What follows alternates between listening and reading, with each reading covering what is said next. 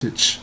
But when it comes time to proving your heritage, you have to be able to tell people, you have to be able to convey it where they can understand why you're a Jew, why you're an Israelite from the tribe of Judah. You know, this is something that all of us got to know. So it's more than just listening to classes or lessons. It comes down to your studying and your labor. It's very important. Deuteronomy chapter 28, verse 36. Because this is part of the curses, but a lot of brothers don't know how to break this down. Deuteronomy chapter 28, verse 36, it reads, "The Most High shall bring you and thy king, which thou shalt set over thee, unto a nation which neither thou nor thy fathers have known. And there shalt thou serve other gods, wood and stone." So the brother asked him, "Who is your king that went into captivity?" And the other brother couldn't say anything. Can I ask you, brothers and sisters, right now, who do you think this king is? Any of you know? Any of you want to take a guess at who this king is?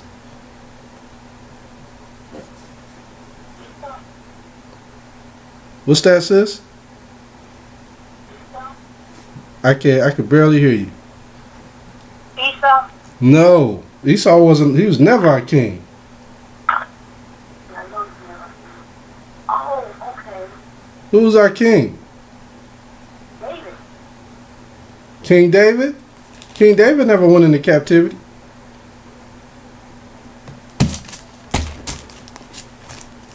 Anybody else want to take a stab at it? Anybody else want to take a stab at it? Good try though, sis. Okay, so I'm going to tell you, the king, anybody want to say anything?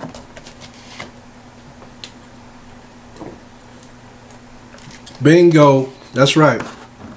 It was Yahushua. It says, "The Most High shall bring thee and thy king, which thou shalt set over thee." Okay, what captivity are we in? Who's running this captivity? Esau. There you go. So, who's the first one to go into captivity as our king under Edomite captivity?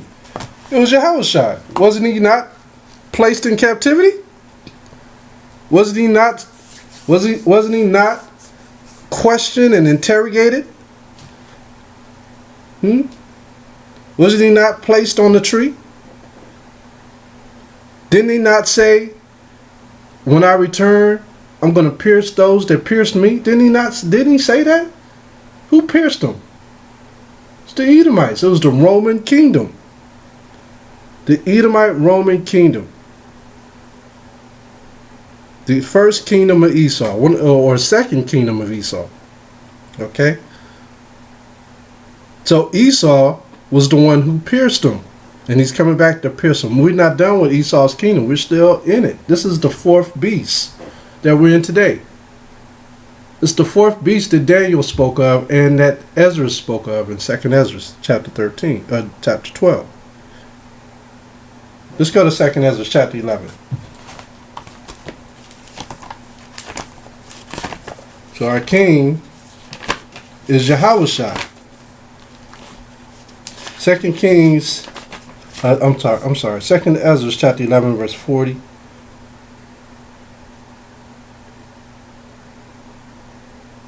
Let's start at 39. 2nd Ezra chapter 11 verse 39.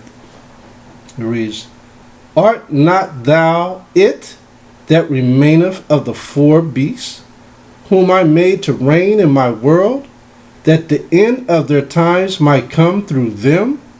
Who is the end? Remember, 2nd Ezra 6 and 9 says, "For Esau is the end of the world, and Jacob is the beginning of it that cometh." So who is the end of their times? Esau. "And the fourth came and overcame all the beasts that were past, and had power over the world with great fearfulness." You saw how Trump was standing when he gave that speech? Trying to bring patriotism back to America? Those jets were hovering over him. and he was looking up like he was the king over the whole world? Did you not see that pride in him? That was the pride of Pharaoh. Same thing. And the fourth came and overcame all the beasts that were past, and had power over the world with great fearfulness. He was showing his power. He said that America is the king of the air. I don't know if y'all seen that speech the other day. He said that we are the king of the air. Who talks like that? What does he say in Obadiah? He said, though thou put thy nest amongst the stars, the eagle. All right? You gotta know what we're dealing with, man. So when you try to face these people and tell them they're not the real Jews, they got so much pride, they don't want to hear that you're the real Jew. It says, and over the whole compass of the earth with much wicked oppression. You hear that? And so long time dwelt he upon the earth with deceit. That's what they've been doing. For the earth hast thou not judged with truth. Now, just think about all the kingdoms. Have they judged such a long time with deceit? All of those kingdoms fell. The only one standing is the fourth beast, which is the Greeks, the Romans, the French, the Germans, the Russians, right? The Britons, the Spaniards, the Americans, all one. They're still ruling the earth. Still ruling the earth. They all make up the fourth beast.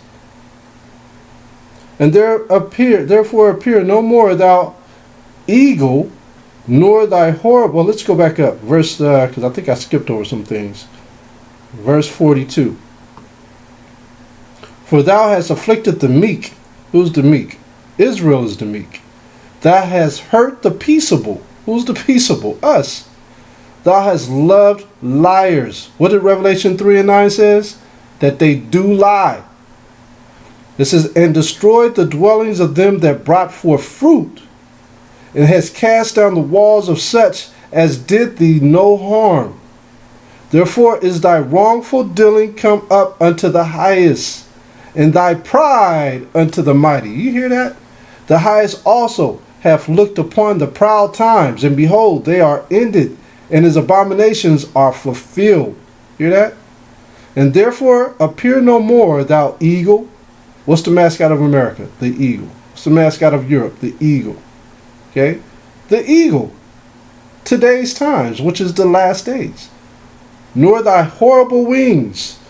What are the wings? Look at their jets. Aren't they horrible to us? To the other nations? Nor thy wicked feathers, dropping bombs. Nor thy malicious heads, right? Nor thy hurtful claws. Man. Nor all thy vain body, that all the earth may be refreshed, and may return, being delivered from thy violence, and that she may hope for the judgment and mercy of him that made her. See that? The earth wants to be replenished. And by replenishing, it's going to kill a lot of people. Like that bacteria in the water. By this earth replenishing, it's going to hurt a lot of people. That's what a lot of people don't know. The animals are backfiring on them. Go ahead, Ak. Go ahead. That's 2 Ezra chapter 11, verse 46. But when you look at the earth, you look at the sharks. They attacked that young girl out there in the islands. 3 sharks. She out there snorkeling. They done came, just took her out. And you don't know what could have, I mean, we know it's the Most High Spirit, but it could be the Most High's people. The last hire in the first fire. Don't we say that? Well, who do you think run those snorkeling ships? It's us. If one of our brothers get fired off one of them jobs, off the snorkeling boats, and he wants to do a reprisal, get back at the people that fired him, all he got to do is go where those snorkeling spots are and throw some meat out there, some bloody meat. So the next time they go out there snorkeling, guess what's going to happen? Them sharks that used to being fed in that spot, they're going to attack whatever tourists jump in that water. It's a slippery slope. It's a double sword, man. You know, the islands, if y'all can see, there's a lot of mess going on in the islands right now. And these dumb Americans, dumb Germans still traveling out there. They can't see the spiritualness of what's going on. The tribes are mourning. So, so that was 2nd Ezra chapter 11, verse 46. Okay? So the whole earth is trying to be refreshed. That's what we have to understand. Things are changing quickly amongst us. I want to show you about this king of ours that went into captivity first, which is Yahushua. I want to go to Matthew chapter 28, verse 20, and prove to you that it was him.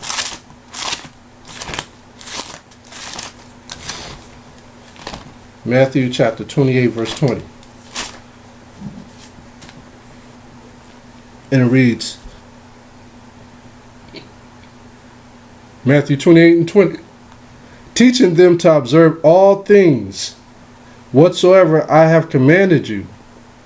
And lo, I am with you always, even unto the end of the world. See that? So who is with us? Our King. He says, I am with you to the ends of the world. Let's go to Matthew 18 and 20. Matthew 18 and 20. And it reads, For where 2 or 3 are gathered together in my name, there am I in the midst of them. See that? Is he still with us? Yes, he's with us. That's why he says to gather in 1 Corinthians chapter 11. He wants us to gather together in his name and follow him towards the Most High. Go to 1 Corinthians chapter 12. To prove that our King was with us when we went into captivity, you got to bring out the precepts. 1 Corinthians chapter 12 and 12. For as the body is one, and hath many members, and all the members of that one body, being many, are one body, so also is Mashayach. For by one Spirit are we all baptized into one body, whether we be Jews or Gentiles. Why is it saying Jews or Gentiles? We detach from our name.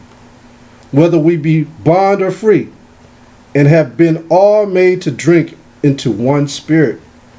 For the body is not one member, but many. If the foot shall say, because I am not the hand, I am not of the body, is it therefore not of the body? We all are Mashayach. All of us. When we come together in the same mind, keeping the commandments. Okay? Not crazy doctrines, but keeping the commandments and following his doctrine. Right? New moons. We know what the new moons are. Right? Following this feast days to the best of our ability. Loving our brothers and sisters. Revelation chapter 11 and 8. Revelation 11 and 8. And their dead bodies shall lie in the street of the great city, which spiritually is called Sodom and Egypt. That's where we are today. Where also our Lord, Mashayach, was crucified. Now, how was he crucified here? Because he was taken into captivity. Our King went into captivity. How was he crucified? By us being hung on trees. By us being sacrificed to idols. Here in the Americas and abroad. So Yahushua is here with us. Let's go back to 1 Corinthians chapter 3. We're all in this together, man. When you come into this truth, we're in this together. Sometimes we can't get with brothers like we want to. We can't, I would love to just go hang out with brothers all the time. But man, duty calls, man. Family, got to go to work. Sometimes you just can't just get away. And the Most High sees that. He understands that. If we could do the work, he's pleased with us just doing the work. 1 Corinthians chapter 3, verse 8, it reads, Now he that planteth, he that watereth are one, and every man shall receive his own reward according to his own labor. You see that? So we all have labor. We all have work to do. For we are laborers together with the Most High, no matter where we are on this planet. As long as you're doing the work, we are one. It says, ye are the Most High's husbandry. Ye are the Most High's building. See that? So that's why I love Deuteronomy 6:4, where it says, hear, O Israel, the Lord our power is one Lord, wherever we go. That's how we're going to run it. We're going to run his building. So like I said, he went into captivity before us, under the kingdom, under the hand of Esau, and the Most High is going to make them pay for that. How can we prove that the Romans are of the Greeks? How can we prove that in the Bible? Anybody? How can we prove that the Romans are of the Greeks? What book will we go to? Did somebody just name a book? What book can we... There you go. All right. The book of Maccabees. So if we go to 1 Maccabees chapter 8, it introduces us to the Romans after the Greek captivity. Okay?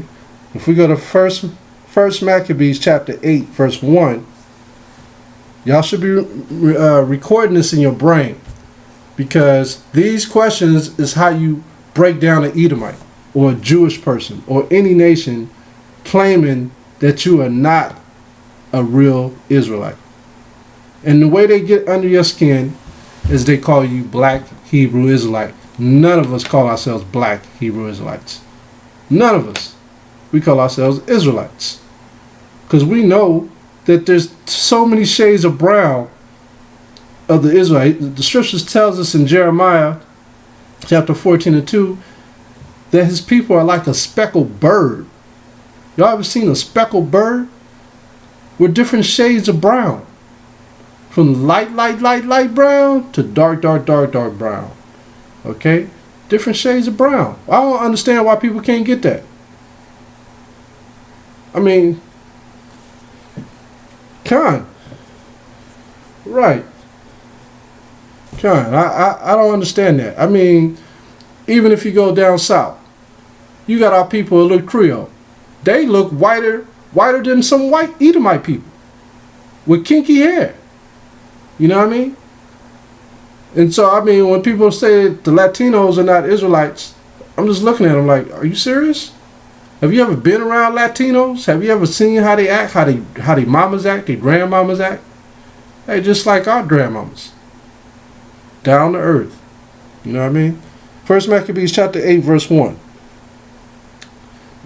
Now Judas has heard of the fame of the Romans, that they were mighty and valiant men, and such as would lovingly accept all that join themselves unto them. See, this is how they won over all the nations. If they didn't beat them down, they acted as if they loved them and brought them in. You see? It says, and such as would lovingly accept all that join themselves unto them, and make a league of amity with all that came unto them. And that they were men of great valor.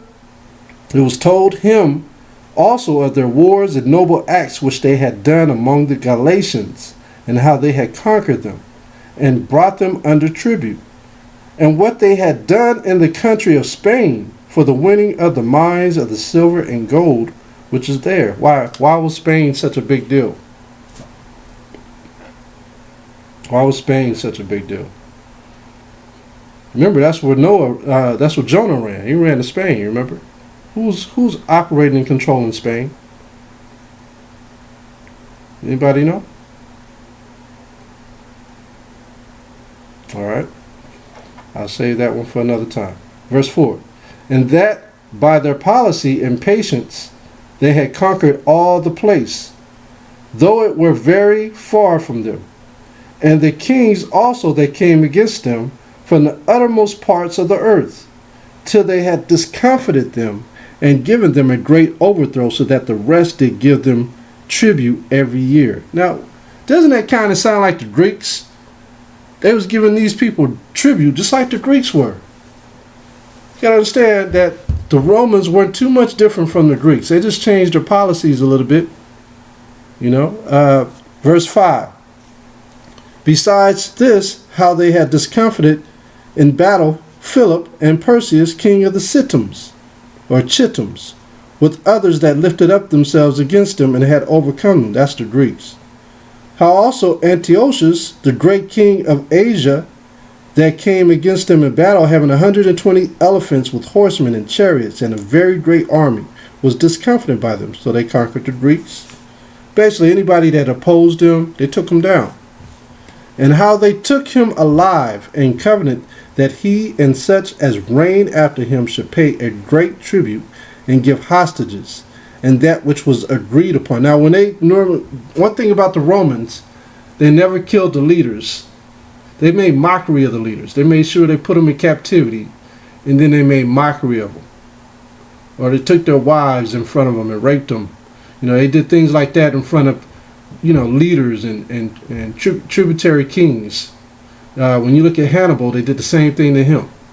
They caught Hannibal and ridiculed him and took his wife, his young wife. Okay? So that was one of the things of bringing a strong man down, because the people were able to see that and fall victim. I mean, they did the same thing to us with the Willie Lynch syndrome. They took the strongest, big buck black man and put him in front of everybody, feathered him, and put flour on him and feathered him, and then they tied him to 2 horses and pulled them apart to put fear in the rest of the people. Where do you think they got that whole understanding from? The Romans, their great-great-great-grandfathers. That's what they got. We don't do nothing like that. They do that stuff. And the country of India and Media and Lydia and of the goodliest countries which they took of him, and gave to King Eumenes.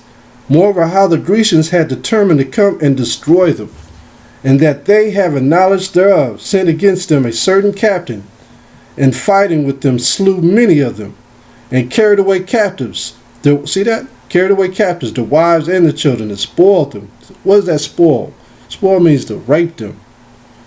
And took possession of their lands, and pulled down their strongholds, and brought them to be their servants unto this day.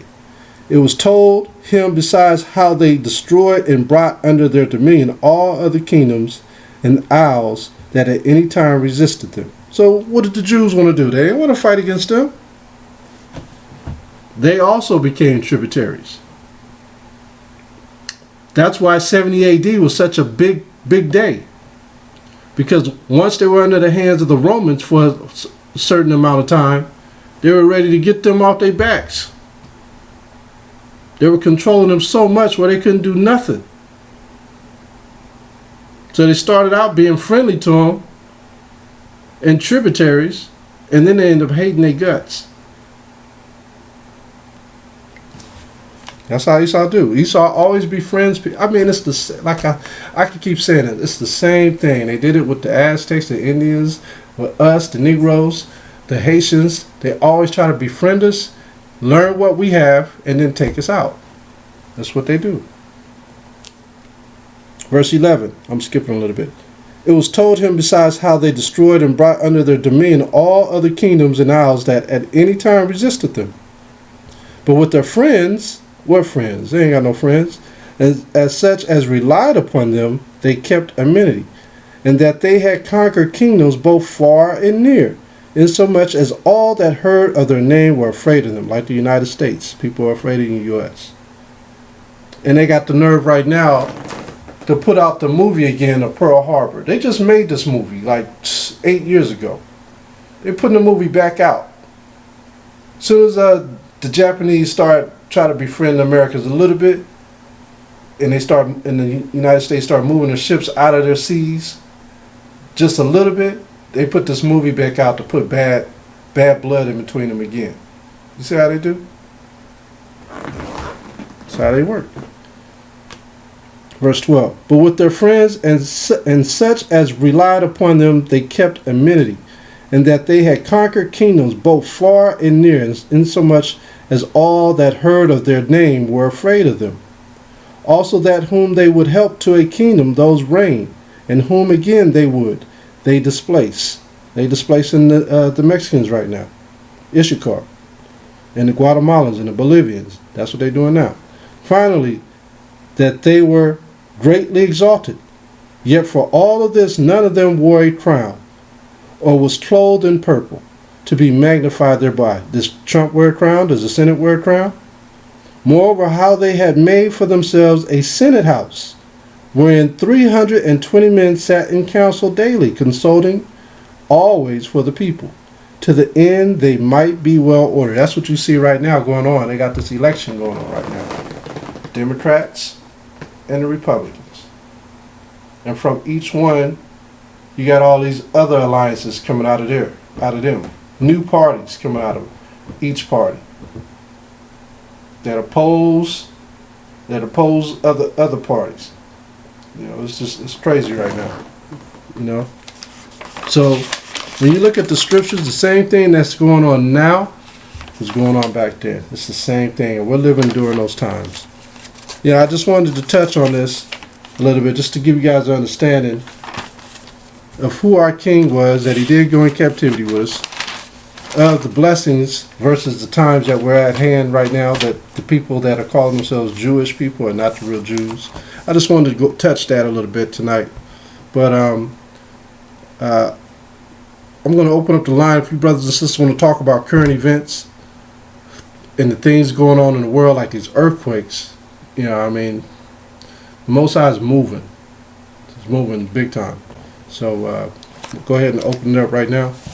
This is the word of the Lord of hosts.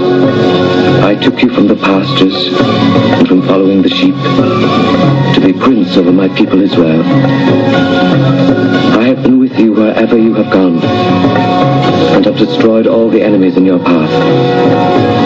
I will make you a great name among the great ones of the earth. I will assign a place for my people in Israel.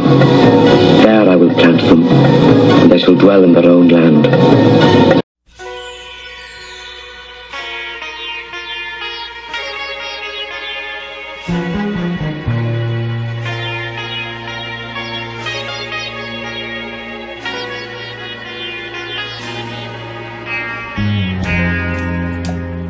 It won't be long.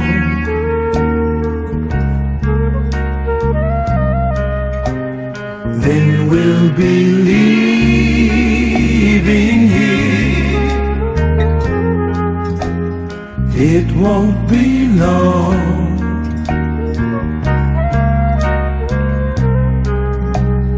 We'll be going home.